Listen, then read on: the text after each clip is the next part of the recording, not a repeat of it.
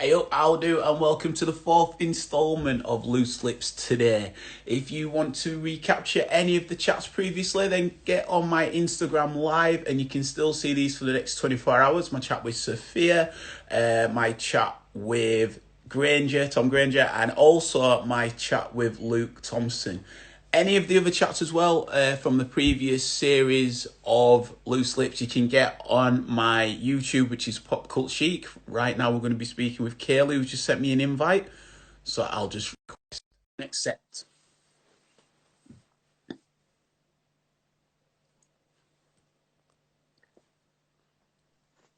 Hello, my lovely. How are you? Hi, hello. How are you? I'm You're good. right. I'm good. Good to see Nice you. to see you. I know. Nice to see you. Oh my God, it's been a whirlwind. Literally, I've just come off Zoom with my granddad, trying Oh, to teach him how to get Zoom. Basically, my life has become teaching my granddad how to connect to WhatsApp via his phone, via his iPad, how to go on Zoom. Literally, it's the slowest process ever, but it's hilarious. I've been that's loving it. well cute.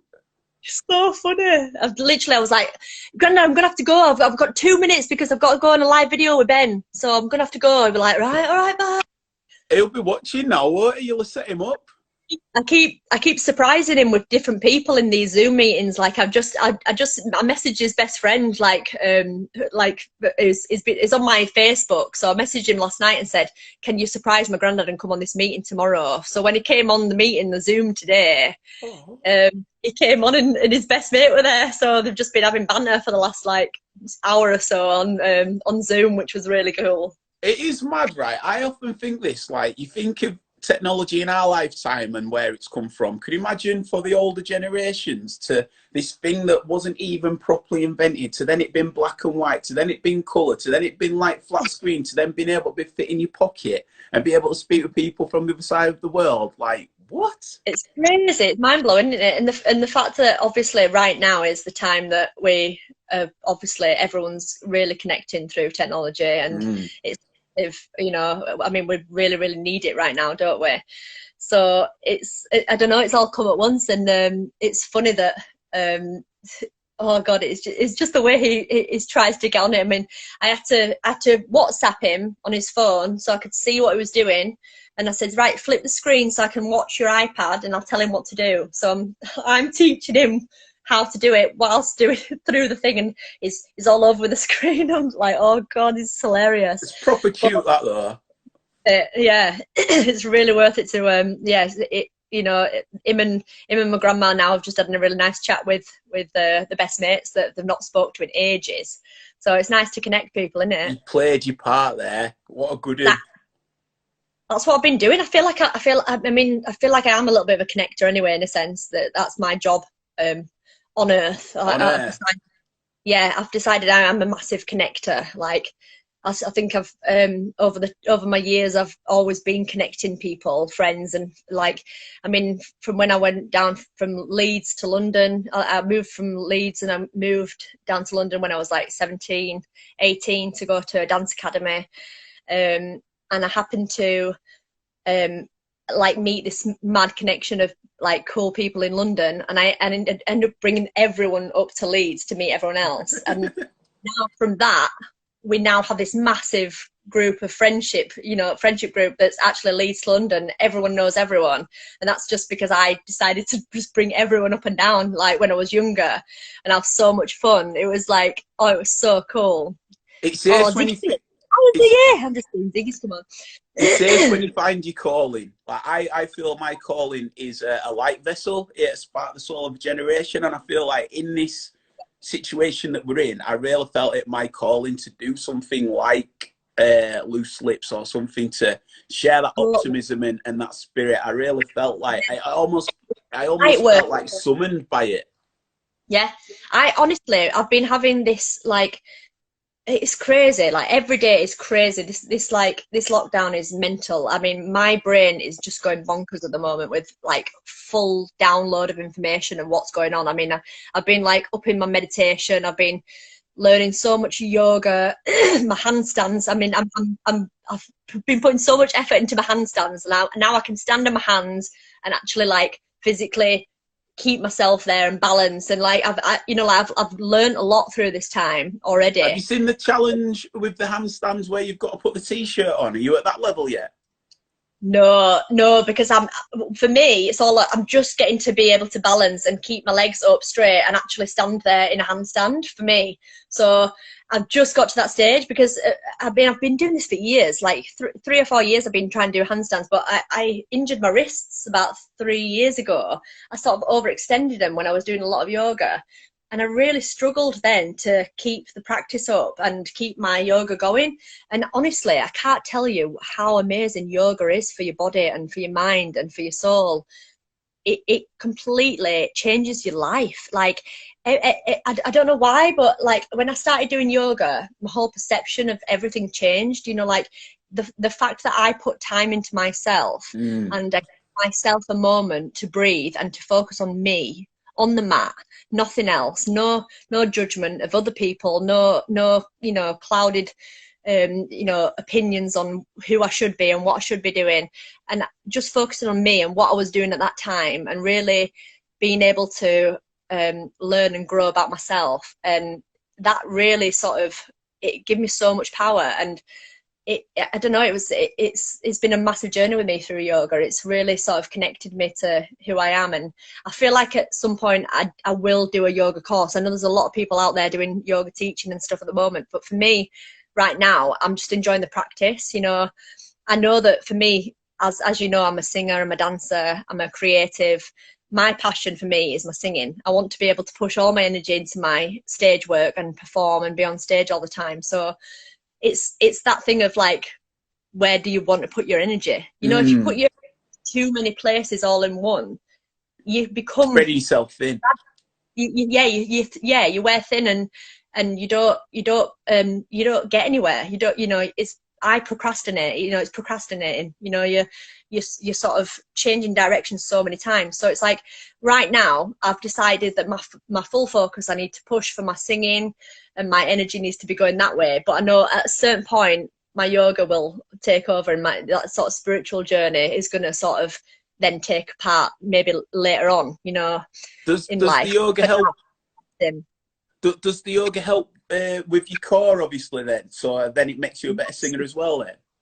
Oh, God, yeah. Everything about yoga is all about the core, and it's all about, it gives me a lot of balance in life, everything. And especially singing, you've got to be able to breathe deeply as well. And I mean, for me, it's weird because I've got asthma, you know, like I've got asthma and I've got a bad chest and bad lungs, you know, like generally, you know, speaking. But actually, it's weird when I sing, it's not affected at all. And when I do my yoga, it expands my lungs, you know, like everything. Yoga massively helps with expanding my lungs and forcing that energy into the places where you feel the pain, and you can feel the tightness in your back and everything. If you really breathe into them spaces when you're doing the yoga, and even through meditation, it's very similar. You know, it's all about breath work. If you can breathe into the spaces where you feel the pain and you're feeling, you know, hurt, even stretching, you know,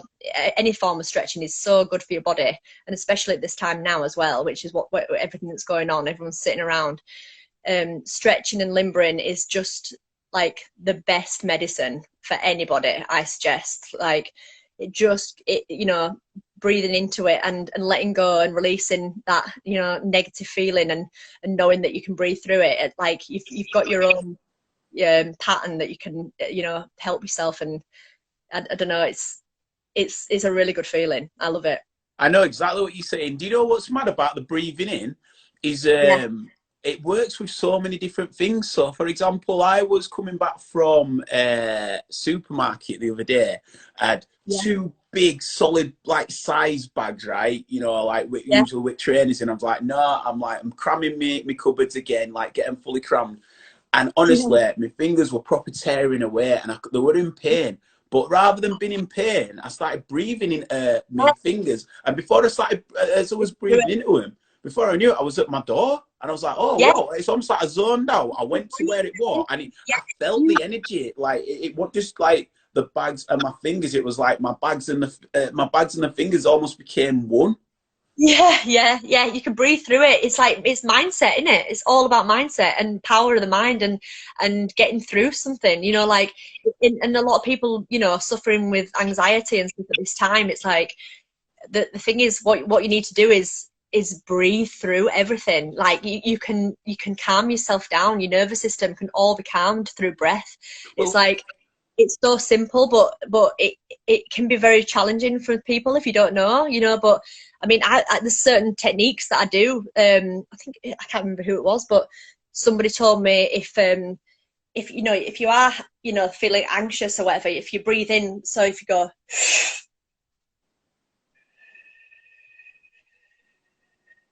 like a quick breath in of everything, all your body, like,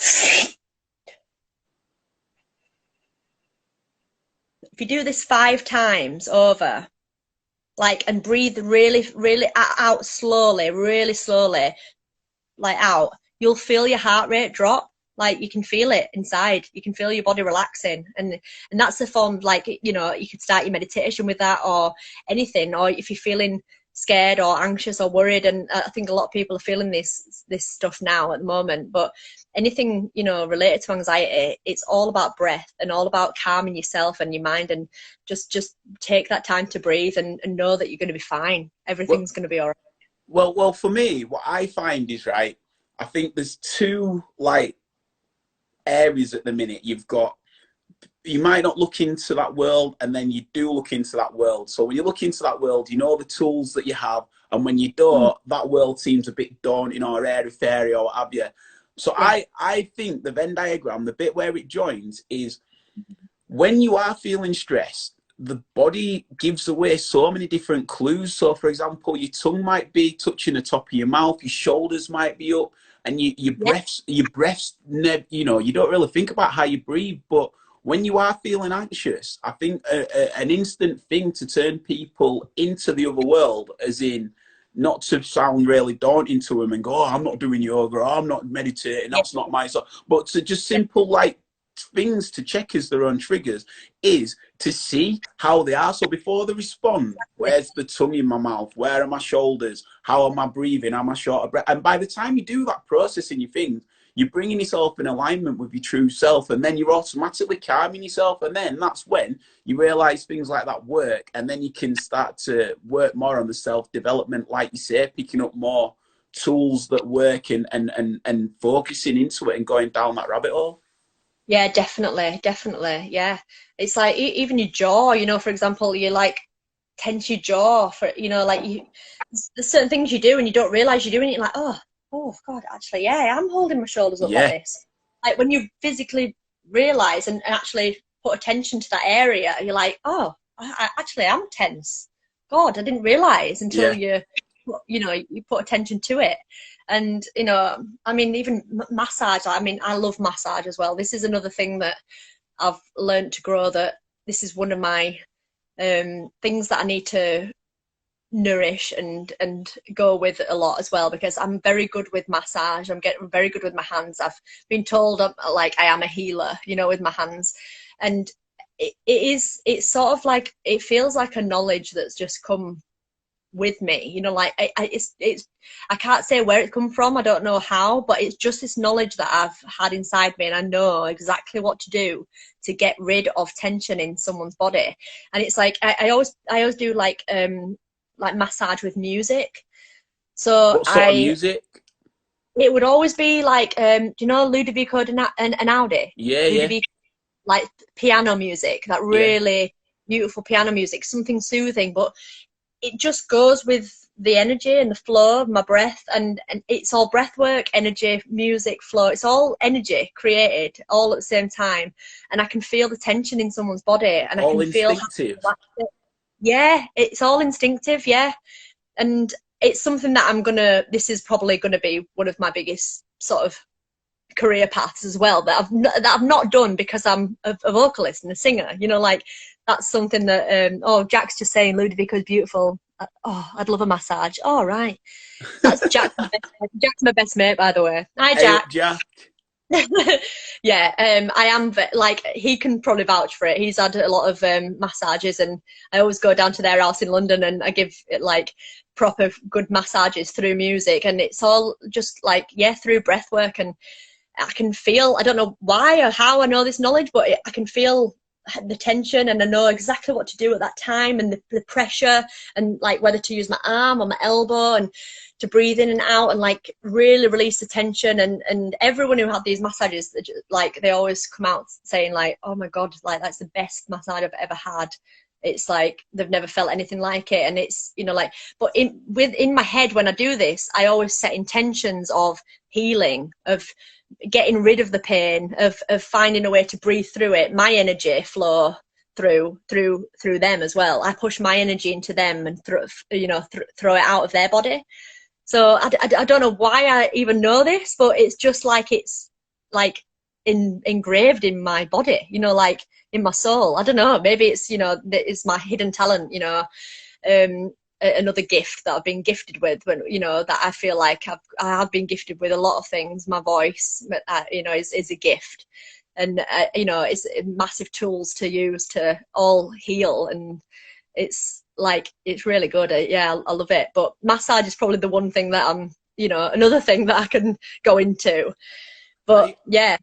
Are you able to keep the sort of grounding and spiritual element in quite a chaotic or busy workplace, like you're involved in, like constantly touring different places, different things coming up before a certain show, getting yourself in that mindset? It must be quite a stressful process even before you're getting in front to what most people would consider the stressful bit of performing. Yeah. So do you rely on that to get you there?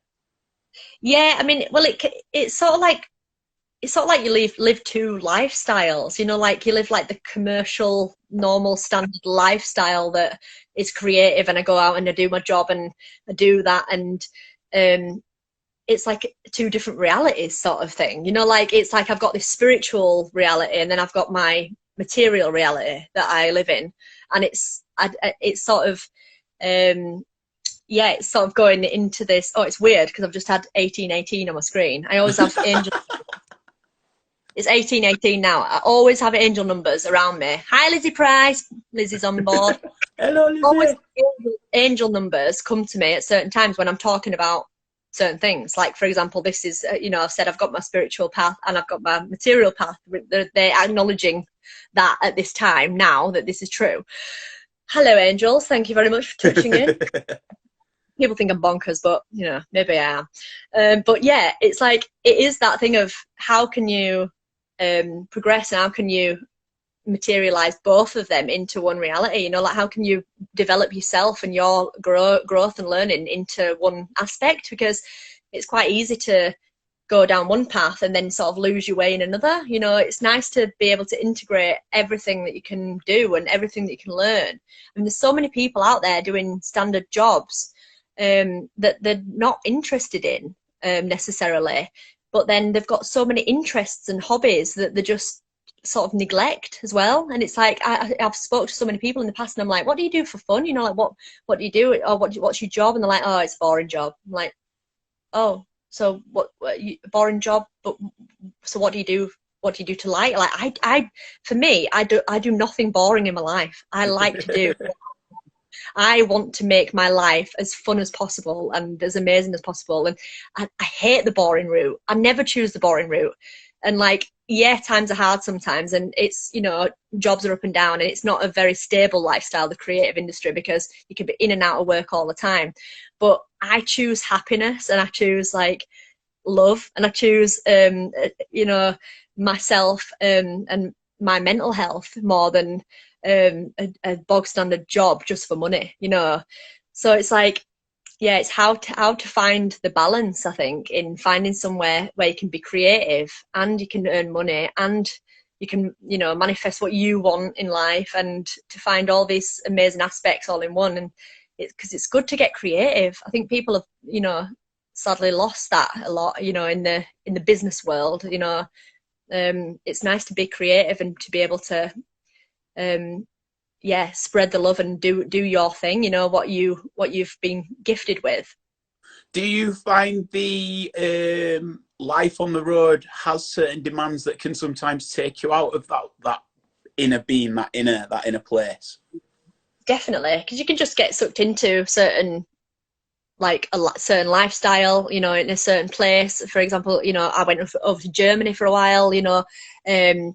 You lose sort of, sometimes you lose the way your eating habits were, you know, like you've got a certain a certain way of living in a certain place, and then you move somewhere else and everywhere's different, the food's different. You know, shopping in Germany, I've got to learn first of all what does everything mean in German, what is that, and you know, the shops are different, the food's different, so it's like you've got to change all your eating habits and find, you know, new ways of eating, and then you might slack a little bit and start, you know, not eating as healthy, or which can also change a lot mentally and physically, and then you've got to do more working out and training, and you know, like you can't understand why you're not feeling as good, or you know, like, but I think a lot of it is to do with diet and health and fitness, and you know, finding the right foods for your body as well, you know, listening to your body and what you need and what you know, for health reasons. But that can be a really challenging thing when you're traveling and doing a new job, and especially, you know, being away from family and friends as well. It can cause like a lot of like loneliness and sadness a little bit, because you sort of, you think you're happy doing your job, and you think you know, your career is everything, but then actually there's a load of people at home that you're missing as well, you know. How long can you be away for on tours at a time? Well, I mean, I did for example, I was doing a ship for a while, which was 2 weeks on, 2 weeks off. So that was quite cool. I had a place in London, and then I had, it was 2 weeks on the ship and then 2 weeks off. So I'd go on board, do my job for the 2 weeks, and then come off. So that was quite good that you had both lifestyles. You know, I could go back home and I was still getting paid for the whole month, which was great. So, you know, I was on a ship doing my job, and then I'd come home and I was in London and seeing all my friends, which was pretty good. So that was like a year contract. So for a year, 2 weeks on, I worked six months of the year and then was off the ship. So that was really good. But also then it felt like, it felt a bit like you didn't know where your life was. You know, like actually in my head, I was like, the ship felt more of my home than London then, because I was so busy there, and I don't know, and then ended up I met my partner, which was, he was in Germany, so I was dotting around from Germany, London, ship to Oslo to Norway to Germany, like I was just everywhere, you know, like, and you can't really settle, you know, it's like you can't really relax, and the ship actually felt more home than anywhere else. So that was a weird feeling. And then obviously when I was in Germany, I did a contract for 6 months. So that was in Hamburg, and I did Ghost, the musical, there for a while. So I was in Hamburg, which was really cool. I had a nice apartment there and lived there for a while. Are you doing it in English? No, it's all in German. So you're doing Ghost, the musical, in German? Yes, I was. Yeah, that was in, I know. So I had to learn the whole show in German. So we had like a vocal... Yeah, so I had one line in German, which was ich habe den Goldfisch umgebracht. Es tut mir wahnsinnig leid. That was my line. Ich habe den Goldfisch umgebracht. Es tut mir wahnsinnig leid. It means I killed the goldfish and I'm so sorry. That's the right line. That's the right line, just rocking up, just like going to the supermarket, like you're saying, just saying that. Yeah, just like, huh? So, I mean, but it was great, but we had this vocal trainer, and who's that? That's a nice message, that. Met Kayleigh 3 minutes outside a pub, Whittlesford, 2000-ish, I fell in love, never saw her again, glad to see she's smashing it. Oh, who is that? Fell in love. Oh, hi, whoever that is. I can't see who that is, but that's cute. It says it's a little pizza life, but I'm not sure who the name is. No. But thank you for your message. Let us know who you are. Give us your name. Yeah, don't be a stranger. Oh, don't be a stranger. what was I saying now? Your voice trainer. So I had a vocal coach who taught me exactly how to say, like, pronounce the words. So like ich, and she'd be like dragging your face, and she'd be grabbing you, and she'd be like ich, and you'd sit there for like hours. We had to do like 2 hours a day, you know, speaking with her to pronounce the words exactly how you pronounce it in German. And it's like, we didn't necessarily know the language, but actually if you heard it in the show, it would sound exactly, you know, like German. How long is the pre-show in the build-up of like getting things like that together, and the training and the prep before the actual show goes on a run? I think we rehearsed for about a month, I think, before. So the rehearsal process is about a month. Generally for most shows, I think, is about a month long, maybe 6 weeks, sometimes depending on the show. But yeah, you learn, I mean, there's a lot to learn. There's all the, like, you sort of do specific dance routines. You'll do maybe one dance routine at some point, and then you'll add the music to it. So you have like your music rehearsal. So you learn all your music and learn the lyrics, and then you learn the dance routine, and then eventually you put it all together, and then eventually then you start adding each scene together, you know, and then running the whole show. So it's like a process. And then it's just, and then you get notes, you know, you have to go home, you have to rehearse, because you have to be on your A game as well. Yeah. Because if you go home and you're slacking and you go back and everyone else knows it, and you can see when you've not put the effort in, you can see when you've not put the work in, because everyone is eager to look the best and look you know, good. And for me, I had a really good track. I was one of the front dance tracks, so I was always in the front, always in the middle, or, you know, like, I was very seen everywhere I was, and I had, you know, speaking lines, and I was very, you know, visualized everywhere. So I had to be on my, you know, on my A game, and had to look good, because I was front center all the time. So it's it's hard work, and I mean, God, your body just aches as well, you know, with all the dancing, you know, and you eat so much, you can't stop eating. You're just so tired. You're just drained, but it's so good, you know, like that feeling. I just love it. That's what I just love doing that. That's my thing when I get into a show, and I love the music, and I love the show, and you end up meeting a lot of amazing people. And it's, I was going to say, on the back of that, is it super competitive, or is it a people, like a crew, a family? It depends on the show, and it depends on it totally depends on who you've been cast with, because you know, from anything, you can have people coming in, and there's always going to be someone who thinks they're better than everyone else, and the ego's completely, you know, going through the roof or whatever.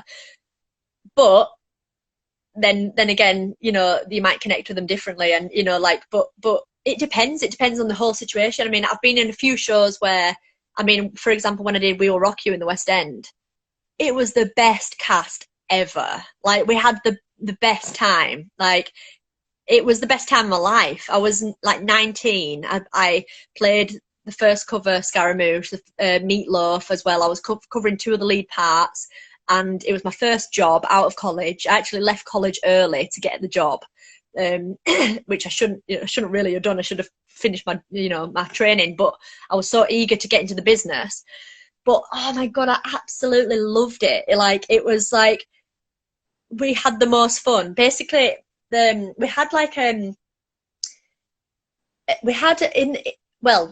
the stage, but then behind it was called Wardrobe Village. So Wardrobe Village, it had all the wig section where we all had our wigs put on, and then there'd be all the wardrobe place where there'd be all rows of chairs, boys on one side, girls on the other. So we all get changed opposite each other. So we're all just running around in our underwear, like a kinky school disco. Yeah, it's like so funny. It's funny for any normal people who are like, what, so you're just running around naked? You're like, yeah, literally we are. And that's normal in this industry. This is normal. You can't be funny about that. You know, like, it's just a normal thing that, yes, we're all in just like naked style thongs and bras and fishnet tights and a microphone, and then you're just flipping from outfit to outfit, wig to wig, rubbing your face off, makeup, quick change, doing this. Yeah, the dash, and then so what, the dash to get ready in between and set for your next bit, that must be crazy. Yeah, so like, and there were also it was called the mic booth. There's like a booth where there's some microphones. We even had to do backing vocals. So in one section, everyone would have to go into this booth. We all put headphones on, and we'd be doing backing vocals. You could see the conductor inside the screens, and we were doing backing vocals for what's on stage at that time. So you have to be silent, sing your little bit, stop, sing, stop, and then it'll cut off, and then you can be loud again, go back into Wardrobe Village, and we're all, but I mean, fun and games in there that went on. Oh my God, it was just hilarious. Imagine like a cast of creatives, mental people, all run around like thespians, just wild, like having fun. It was like that every night, just hilarious times, so funny. And oh God, it was brilliant. Like the stories that came out of there, it was just amazing. It was so good. I think, sorry, we've had a little pizza life. I think it might be Mark who runs a pizza place in Rothwell. That's my guess. They've not actually put the name, but anyway, that is the big up who they were bigging you up before. Oh, nice. Okay. Anyway. Oh. But so loads of yeah, them, that's the latest message. Can you hear me? So, yeah, sorry. So how, you just sort of buffering a bit. 1 sec, I'll let it catch up so we know we're back on. Yeah. Are you still there? I am, yeah. Can you hear me? It's sort of freezing a bit. I think it's just buffering. Maybe I'll move downstairs nearer my Wi-Fi. Might be my Wi-Fi connection. Okay, cool. As well, if anyone who's watching along, if you want to put any questions or comments, feel free to do so, and we'll look to weave them in as we can. So one of the things I was going to ask is the audition process for these sort of stage shows. What's that like? Yeah, well, oh God, it's very hard, actually. It's really hard work because there's a lot of preparation for it. There's a lot of I mean, you get your stuff through. They'll send you details of what you have to do. They'll send you script. They'll send you like songs, and then you've got to prepare it, and then you've got to sort of know what you're doing before you go in, have your character ready, and then you go and perform it, basically. So yeah, it can be really, like, it's really hard work, and you put so much effort into it as well, and then you really like decide, like, this is it, this is my job, this is perfect for me, I'm gonna get it, this is me. And you're so adamant that it's you, and then you walk into the room and you go and sit there, and there's like 5, 6 other girls that look very similar to you, very similar build, and then you can hear them singing, and they're like, oh God, they're good. Yeah, that's nice. Oh yeah, they could be good. Yeah. And then you're like, wow, well, the thing is, it's all about what they want in the room. You're never going to know, like, it's very difficult. And it can be quite heartbreaking at times, that the fact that you can be so adamant that you're going to get the job and then you just don't, Do you get a chance to speak with them, or is it literally you're in, you sing, you dance, you perform, and then you're out? Or do they get a sense of your personality? Yeah, I mean, you can, but you're on high alert. You're very nervous as well. Like, so you sort of, it takes a while to sort of be yourself in the room. So you can, it's very difficult to sort of relax in there, and your heart's beating. Everyone gets nervous, whether they think they're not, or confident or whatever. But you go in, they're genuinely really lovely people. They're like, the casting teams are always really lovely and friendly and nice. But yeah, it can be really scary, and I mean, it depends on what you're singing. If you're confident with a song, then great. If it's something that you're feeling a bit edgy with, or you've not learned it right, or you've not had enough time to go through your lyrics or your script, it's like, you can be on edge, and you just want to do the best you can in the room, but it's not always quite that easy. What was the audition like for Ghost, knowing that it was going to be in a different country and you've got to speak a different language? How do you even Yeah. start to prep for that? So I was already over there in Germany. So when I went over, you have to fill out forms and say whether you can speak German or whether you're English, where you're from, and then they take a photo of you and you have like a number. And actually, the choreographer was English, so that was fine. You know, when you learn the choreography, he came into the room and he taught it all, so it's fine. It's all in English, so you're like, oh, phew, that's good. But they do ask you to prepare a song in German, so you're like, oh God. I'm like, I've never done anything in German. I'm like, oh God, what am I gonna do? So anyway, I decided to sing the song from Ghost in German. So I just prepared a little section of it, you know, in German, and then I just sang it. So the ending song, I'm not gonna sing. You nearly got me to sing then. Yeah, I'll sing. You know, Oh My Love. That song. Oh My Love. No. That's Luther. Who sung it? Oh, what you on about? Are you on about from Ghost? No, the song from Ghost, like when they sat round the pottery thing. Oh, yeah, what is it? Oh my darling. Yes. I'm good. Yeah. Did you sing that in German? No, but that actually came on like in the scene. That actually comes on in English on like over the you know, like over the speakers, you can hear it. So it's like that's the only English bit in the thing. But the whole, I mean, the songs in this show are very different from the film as well. So right. It's a totally different, different soundtrack. So you'll have to hear it. Like one of the songs is like, yeah, it's all like businessy, and we're like mehr und mehr und mehr und mehr und mehr. Yeah. The German accent is mad, man. No, like proper. It's proper. The other one, what was the song I sang?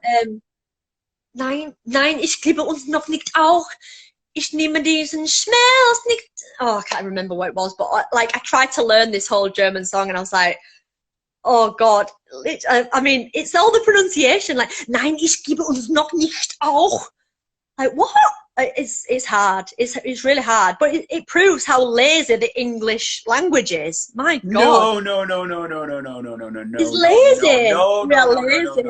Honestly, the English language is the most complex language of all languages. Think about it. But it's the only language that has like there and there and there and stuff like that. Like the English language is one of the most difficult languages when you actually get into the fundamentals. No, but have you tried learning German? They've got even more. They've got 10 times more words than we do as well.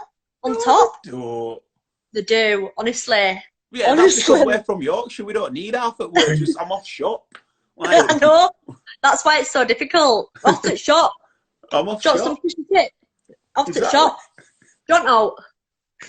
But so going back to some performances, some of the shows that you've been in, could you give us a bit of a reel off of a list? Were you in Thriller?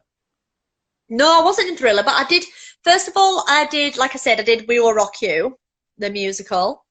So that was my first job, which was amazing. Like I said, did cover 2 of the lead parts, and then I was ensemble. So I did that for 2 years, and after that, I went into Mamma Mia in the West End as well, which was really cool. I mean, I was swing in Mamma Mia, so I had to learn 7 different tracks. That was a challenge. I'm not gonna lie.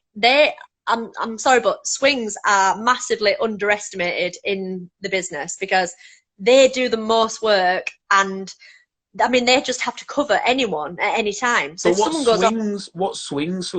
For people who don't know, I don't know what a swing is. Yeah, so a swing, basically, so there's a first cast, which you'll have everyone in the cast, and then there's a set of like 6 people who are swings. So if somebody goes off ill, then a swing would step in for their position.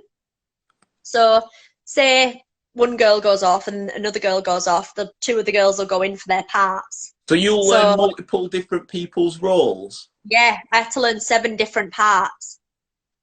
And then sometimes there'd be so many people like off at the same time, that we'd have to split the tracks. So they're like, I mean, one time there were like 13 people off, and we only had a certain amount of people, so we had to jump from track to track and jump around from that part to that part. And then, so you get noted, you've just got to write everything down at the beginning of the show, right? So you need to go from this track, then you need to go to that track, then you dance with her, then you go with her, and then you go here, and you're like, yeah, writing it all down. You're like, yeah. And I mean, by the end of it, I was just running around looking for a space. I was like, where am I? Yeah. Oh, yeah, run, quick. And then dance, woo, go. Does the show have to go on no matter what? Like you've just said there, there's 13 people that are off. Like, yeah, it does. It does. I mean, obviously, if there was some sort of crazy thing that, you know, far too many people are off, then obviously there'd be a show cancelled. But that very rarely happens. It, you know, I mean, most people would generally be, you know, at work turning up, but it can happen. It can happen that, you know, I don't know, some mad illness happens, and I don't know, you know, when everyone gets ill, it's like for example now, you know, the coronavirus, it's like something goes round and then everyone's just dropping like flies, and it's like, especially if you're that close, like a production, and you're always like you're sweating and you're touching people, you know, you're dancing, you know, and you're using a lot of energy and stuff, so it can be really difficult. And so if it happens, then that the swings have to step in and just, you know, play the part, and you know, we have to work a show.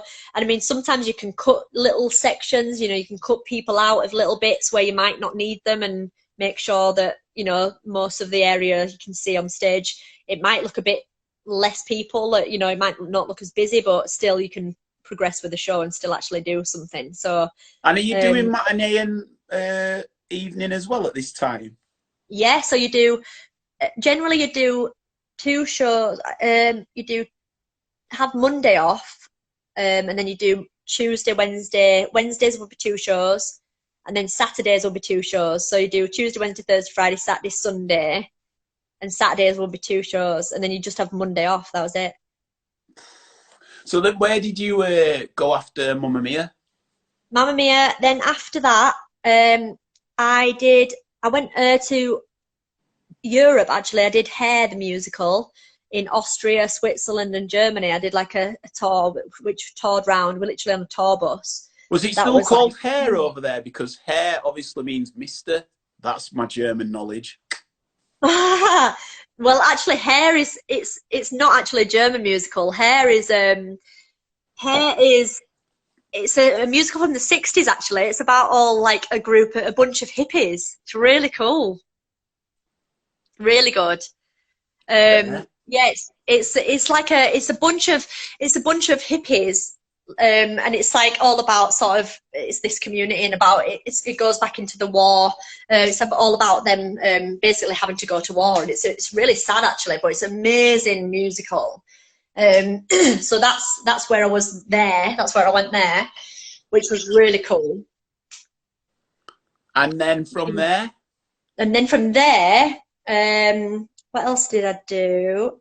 I did Coronation Street, the musical, which was really random. There's a Coronation Street musical? It didn't do very well though. It sort of fell apart actually.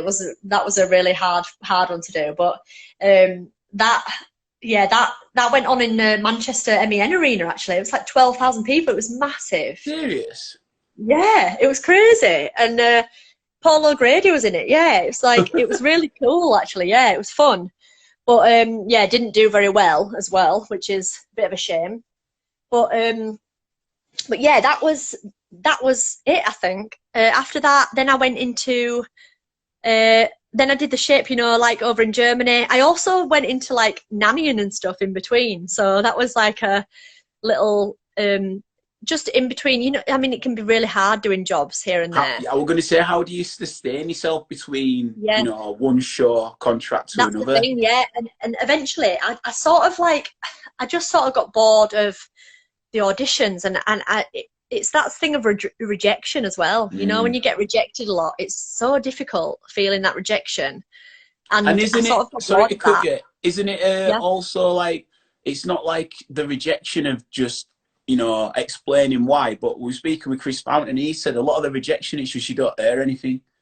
So Exactly. you've just Yeah, said I know earlier Chris on. Fountain. Do you know me and Chris did Les Miserables together when we were younger? So he said that's where he came up. He said that that was his first thing at Alhambra, and that's what gave him the bug. I didn't know that. That was my first job when I was 9. I was young Cosette, and he was Gavroche. That's how we met. Fair. I didn't realise. Yeah. That's class. Yeah. But yeah, he was saying a lot of it, and I suppose linking it to what you were saying earlier. You go to this audition, you know, you're in the space, you've smashed it, it's yours, and then you just don't hear anything. Yeah, that must be like it's honestly soul destroying. You know, you put so much effort into it, and you're so in your heart you've got that job, and you know, and then it sort of messes with your belief system as well, of, you know, like manifesting and stuff, and thinking that you're going to get what you deserve and what you want. It messes with your mind. Like, you're like, I was adamant I was getting that job. And I've cried so many times over the fact that I thought that was mine, and I'm perfect for it, and I worked so hard, and then you don't get it, and you're like, why? You're like, what? And it's like that can be really difficult, and it can happen again and again and again, and that's the hardest thing about the industry. And there is a lot of talented people out there, and everyone's feeling that same thing. You know, it's really difficult. So that's the thing that you've got to battle with, you know, of actually getting what you desire, and it's so hard. And that's why I sort of stopped a little bit for a while and went into nannying. I found a different job because I wanted to sort of give, and I wanted to show my you know, do something else and just forget about all that for a while. So I did that. Reset. And then reset, and then it was fun, and I enjoyed that, and I was doing that for a while. But then again, I was dancing around the house, ironing shirts, and like singing Whitney Houston at the top of my voice when the kids were out. And I was thinking, why am I in someone's house ironing their clothes, singing Whitney Houston when I should be on stage doing this? Why? Like, why? And then I was like, right. And in my head, I was like, God, I need a job. And then, funnily enough, as soon as I thought that was when I got an offer for the ship. You know, my friend said, oh, are you working at the moment? And I was like, I am, but as a nanny, but I'm free. And they're like, oh yeah, do you want to come and audition for this ship? Literally, it was so weird how it happened. It was like, I decided that I wanted to change, and then it just came to me like that. And then I got the job instantly. So I'm like, that's crazy. You know, like, it's so weird how things happen, you know. And that's when I did the ship after that. So then I did the ship, and then I ended up that was when I was doing the 2 weeks on and off. And then that's when I moved over to Germany for a while, because my partner at the time, he was doing The Bodyguard, the musical out there. So I went and lived there, and then obviously decided I wanted to audition out in Germany. And then that's when I happened to get Ghost, the musical. So that was like last January. That's when I finished Ghost. And then since then, I've come back over home, come back to the UK. Actually, funnily enough, so weird that I literally was in a moving van. We just got to the UK. We got on a ferry. We got to the UK, and we were driving, and then my agent calls, and I'd auditioned for Starlight Express in Germany about a month ago and not heard. I got to like finals, you know, really did well, and then never heard. And I was like, right, okay, whatever.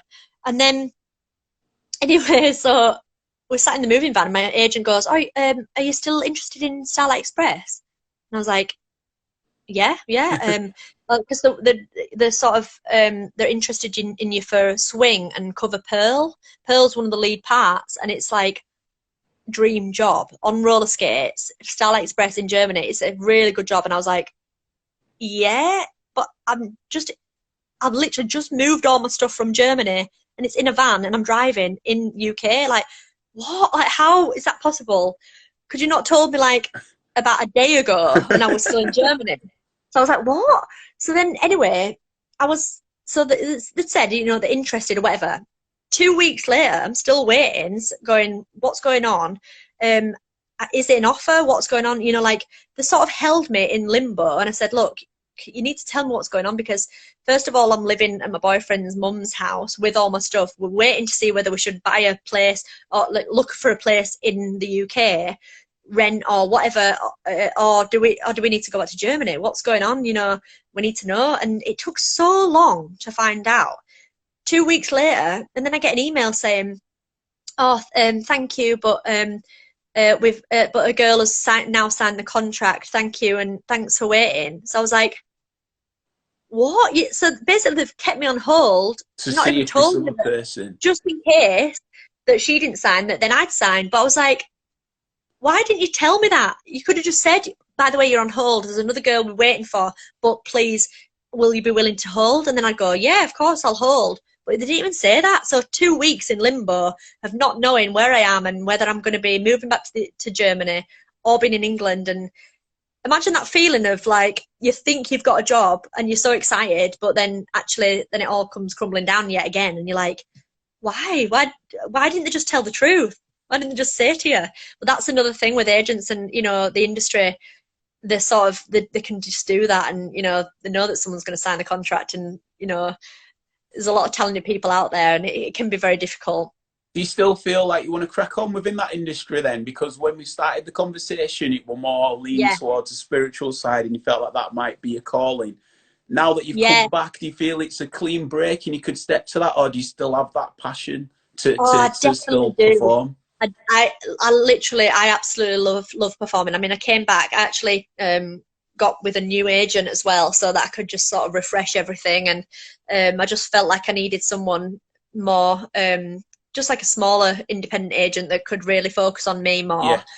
And I did that. And then I've got all my new headshots and stuff, you know, like a fresh start, which was necessary as well. And then I've got, you have like a profile called Spotlight as well. So I updated all my profile, and everything's sort of ready, fresh, ready for a brand new beginning, really. And I've just sort of started trying to put all my singing videos more on my Instagram, and started putting a bit more effort into my YouTube channel as well, just trying to like put my music on there, you know. So I've sort of put a little bit more energy into that again now, and put my focus into it, because it is hard, but it is my passion and I do love it, and that's what I do want as well. And I want to be on stage, and it's where I know that I should be as well. So it is a long road, and it is a journey, but I am willing to sacrifice everything to do it because I love it. You know, like, but there is that moment when you get on that stage again and you go, oh, this is why I did it. This is why, yeah. This is why. And that moment is worth everything. Like, it's just the best, you know, like, it's always what I've loved. So I will always fight for that, you know, and I know that a job will come, and it'll be the perfect timing and something will come up. But obviously this has been a really challenging time as well, because I didn't expect this to happen in 2020, this whole coronavirus. I was like, in my head, I was planning on actually going to New York and seeing if I could maybe see some agents out there, see if I could get any auditions out there, see how I do in Broadway, because I'd love to conquer Broadway and do some shows out there. That would be amazing. I have done the West End. I'd love to do something out there as well, you know. So in my head, that was what I was planning on doing. But then, that sort of all came crumbling down with this coronavirus. I mean, now I'm sat in my house trying to think of other things to do. So it's like, it's so weird. But one of the positive things I've done actually, I thought would be nice, is I've got basically one of my friends' parents owns a nursing home in not far from here. It's called Wren Hall in the Midlands, and it's a nursing home for patients with dementia. And they've been hit really hard with the virus. They've actually had like quite a few deaths in there, and it's been really challenging. And she was actually on Sky News, actually, and BBC News, with doing like an interview on how she's been. And I just felt like so helpless, you know, when you feel like, oh, it's so sad and must be so difficult what they're going through, especially, you know, people with dementia dying, you know, and the family can't even be there in the same room, and they're lonely and alone. It must be so hard.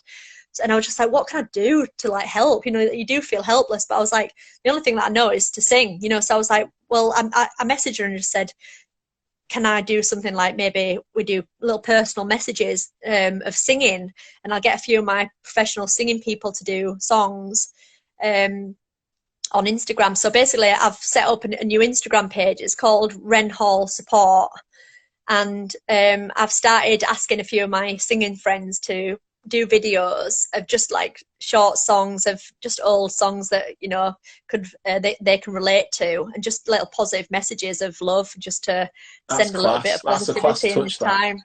Yeah, so that's what I've just recently done in these past few days. I'm still waiting on a few videos from friends, but I just thought I'd keep it going, you know, try and get as many singers available as possible, just to put some nice messages out. And she can just literally look at the page and take it into the home, show the, you know, the family members, as she calls them, which is really cute. And then, you know, they can all just have like a little nice, you know, positive message. So I think that's giving me something good to do.